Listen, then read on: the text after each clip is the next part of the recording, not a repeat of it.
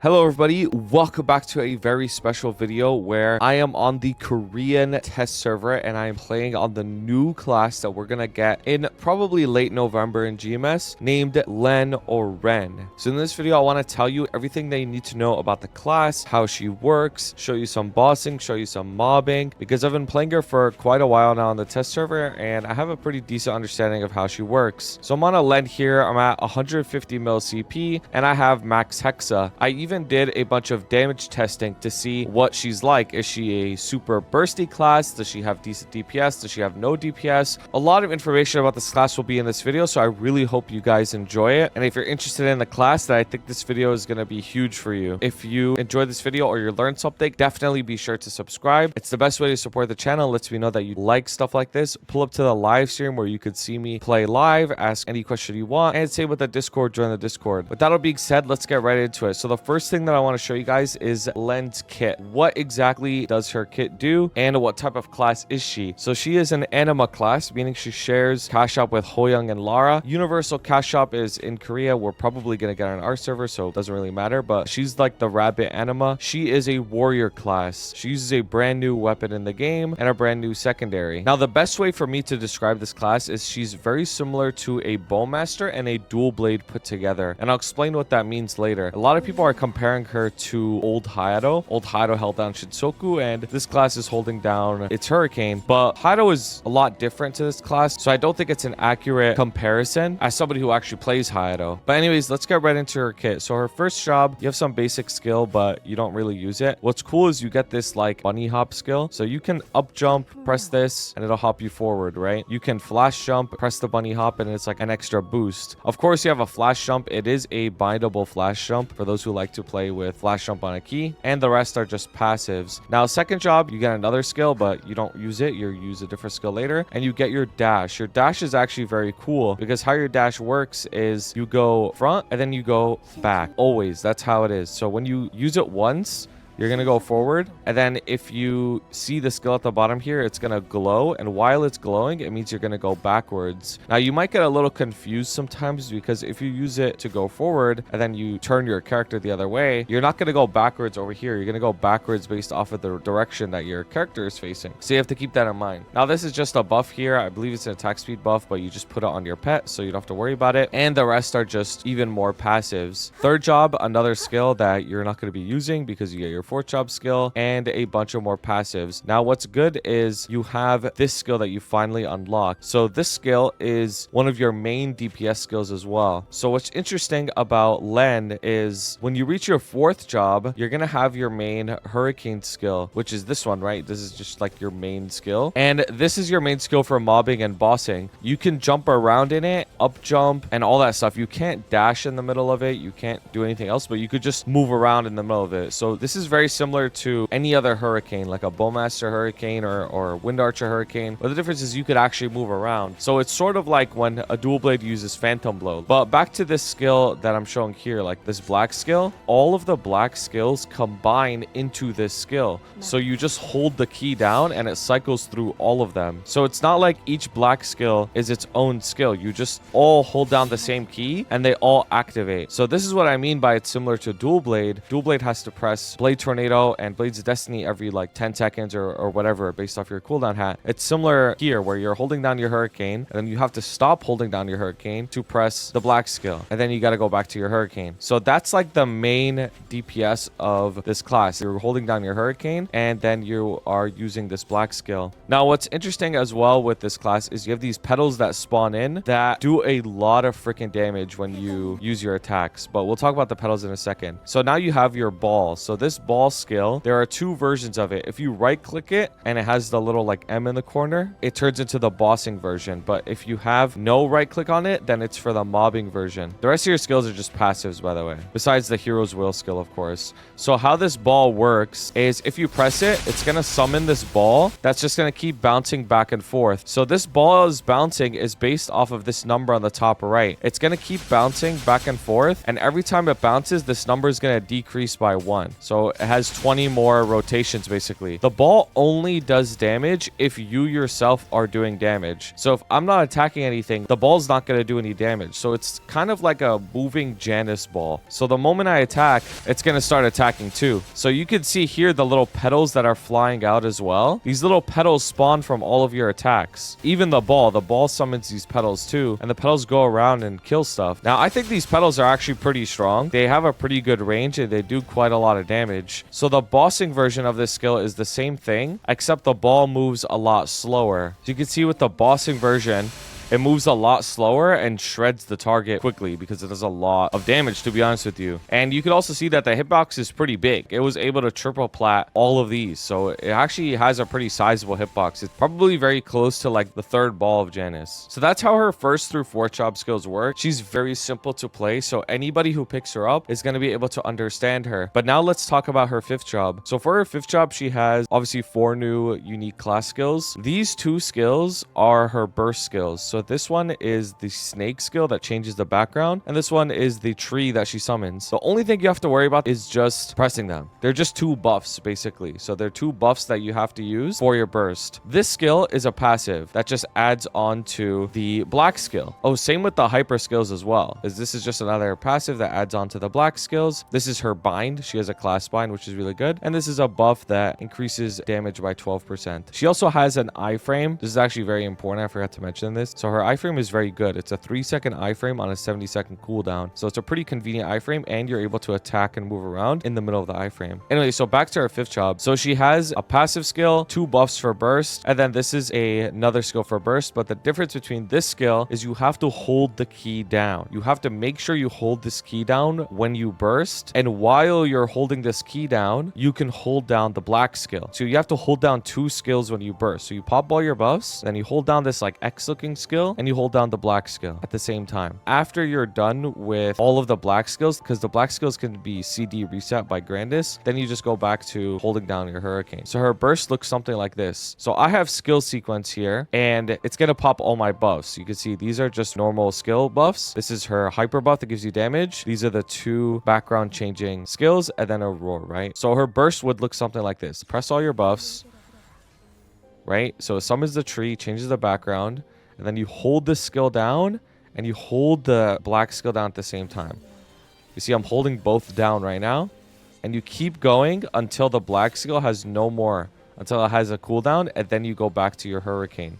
So her burst is very, very simple to do. And then once the black skill is back up, obviously you just press it again. Another thing you always want to do is you want to use the ball off cooldown. So what I like to do before my burst is as soon as I press my burst, I press the ball, then I hold down the key, then I hold down the black skill. So her fifth job is very simple as well. Now, when you get to her sixth job, you get a new skill. But what's cool about the new skill is it just goes to the black skill. So you don't even have to like press anything. You get this one as part of your mastery 3, I believe, but it just becomes part of the black skill. So you don't even have to do anything as well. It's just part of this now. And then her fifth job is pretty standard. You unlock her origin and everything else just gets an increase in damage. So you guys ready for the origin? Because the origin looks very, very cool and it does a lot of damage. I've done a good amount of damage testing with her. I've done a 30-minute burst BA to see what her damage distribution is like. I've done a 2-minute BA with origin to see how much of the damage is in the first 30 seconds versus the remaining 90 seconds. I've done a 2-minute burst with no origin. So let's see what this origin is, and then I'll show you the numbers after.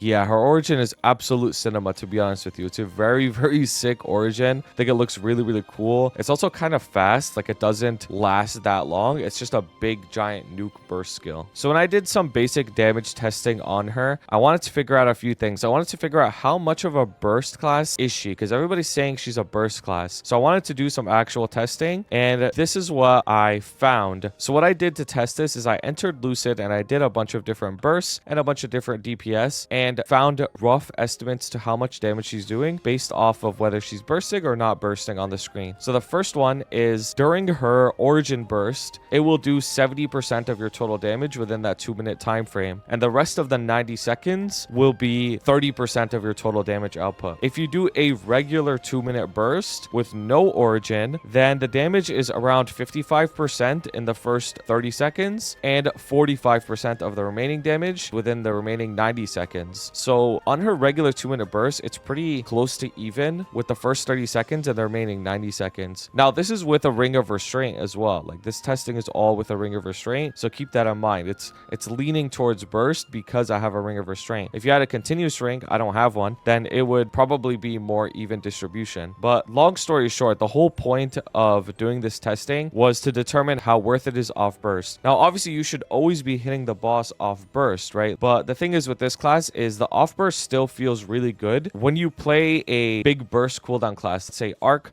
or Night Lord, for example. The off burst doesn't feel good. It feels very boring. It feels like miserable, to be honest with you. But with this class, it doesn't feel that way. It still feels like you're doing something. It still feels like something is going on. The boss HP is going down, and it feels very satisfying. So for me, I think that's very important because it makes the class very fun to play. On burst, off burst. The burst feels very, very satisfying, but the off burst also feels pretty good too, which is nice. Now, something to keep in mind about this class is she does have a little bit of mechanics that you're going to need to master. Like, yes, she is a very easy class. Yes, she is very easy to pick up, but there are some things about her that'll definitely make a difference between somebody who's really good at LAN and somebody who's really bad at LAN. So for example, the ball is a very big difference. If you use the ball on top of a target like this, right? So I'm on top of this dummy, you're not going to get all of the ball procs because you have to use the ball a little bit behind the target. Since the ball spawns a little bit in front of you, you want the entirety of the ball to shred through the target. So keep that in mind. You can't just spam the ball or do your burst right on top of the boss. I wouldn't recommend that. If you want to do your burst on the boss, I would say at least be the distance of your hurricane away from the boss. So if the boss is here, I would probably want to be over here. Then I would do my burst. This way the ball can get the entire value off and I don't have to worry about missing hits on the ball. Another thing that I did testing on is whether it's better to do your burst first and then origin, or do your origin first and then burst. And I've determined that it's probably very slightly better to do your regular burst first, then you do your origin burst. So I'll show you what that looks like. Now, of course, this is test server numbers. If these values change or if somebody figures out new tech, then that could be more accurate. But for me, I found that this is better. So this is how I do my burst. I use buff sequence to use all the buffs, put down the ball, then do my regular burst where I hold down this skill and the black skill. And once the black skill has a cooldown and it can't be reset anymore, then I do my origin. And I've noticed that you get the bind off perfectly and you get the roar duration perfectly with the origin as well. Like, everything syncs up very perfectly like this. So that's what I'm going to do. You start with bind, then you pop buff sequence, hold this skill down, hold the black skill down. So bind, buff sequence, put the ball, hold this, and hold the black skill at the same time. Once the black skill has a cooldown, that's when you use your origin. So now I use my origin. You can see it lasts perfectly with the roar as well. And now I'm out. And you use the black skill as soon as it's up. And that's how you do her origin burst. And then use the ball when it's back up.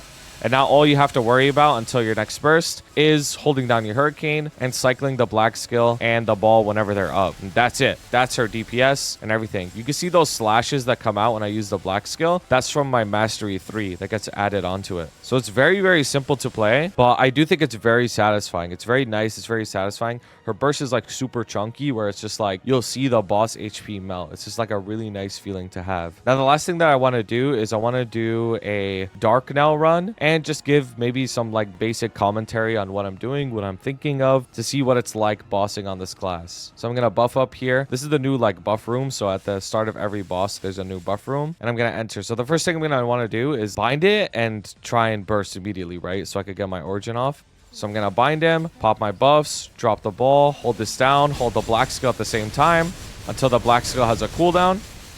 Then I'm going to press my origin. You can see that the bind timings line up too if you do it this way, which is really, really useful. And then hold the black skill again. So now that my burst is basically over, I'm just going to try and like stay within decent range of him. and then make sure I use my skills off cooldown. Something that I didn't mention about my burst as well, it's not too important in my opinion, but you should know about it, is this snake skill has a final hit at the end. So you need to get off a certain amount of hits, I believe 90 hits in the middle of the snake skill for the snake to do like a big explosion at the end. But that's very easy to do as long as you just hold down this skill. If you just hold that down, then it's super free. Like the snake will always get the final hit at the end and do the big explosion damage. It's not something you need to like worry about. It should be very easy to do because you just bind and hold your burst skill down and then you'll always get the big explosion off. So I'm trying to just make sure that I'm hitting him as much as possible and using the black skill as soon as it's up. Same with the ball. And I want to use the ball not right in front of him so I can get all of the ball hits. The ball has a limited amount of hits too, so it's not like it shreds the entirety of the boss. It's not like if you do it in Gloom, who has a giant hitbox, the ball is going to keep hitting the entire time.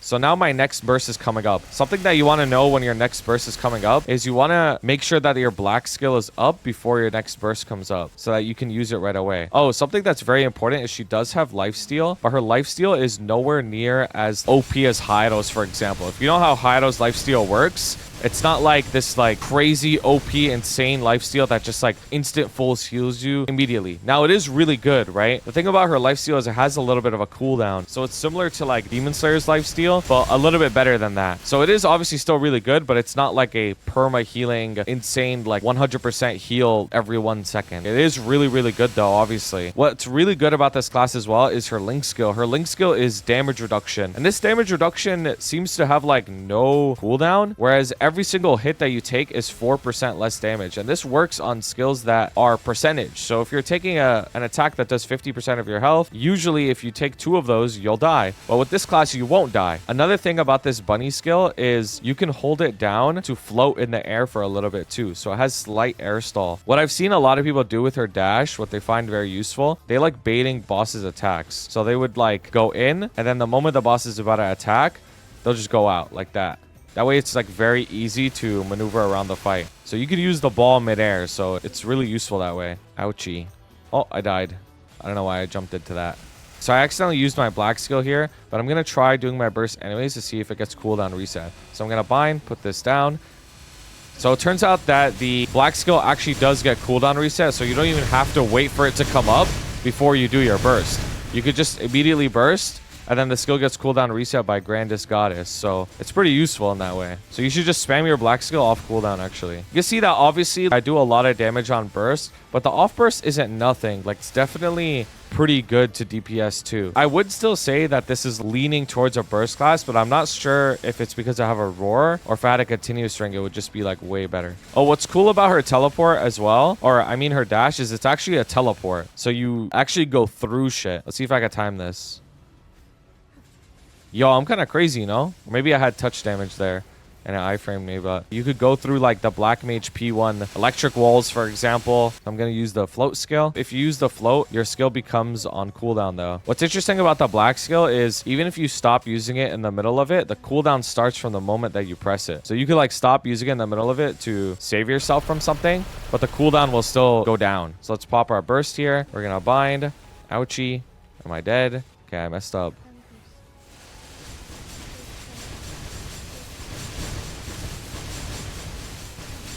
Pop my origin. Boom. Now